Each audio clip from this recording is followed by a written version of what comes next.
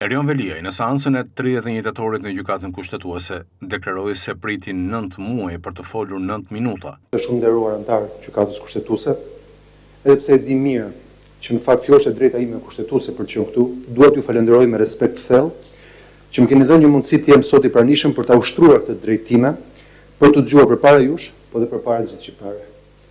Kam pritur 9 muaj për këto 9 minuta.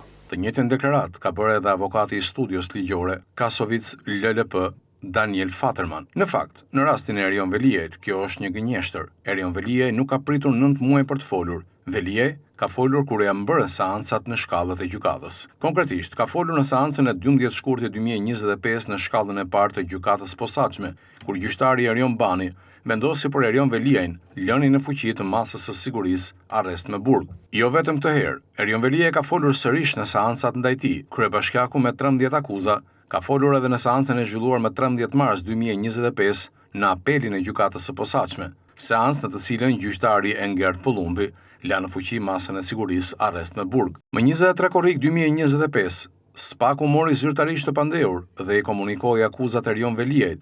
Çështja ju dërgua për gjykim gjykatës së posaçme, që nga ajo ditë Erion Veliaj nuk shkon në gjykat, por thjesht ndryshon avokatët dhe shtyn gjyqet.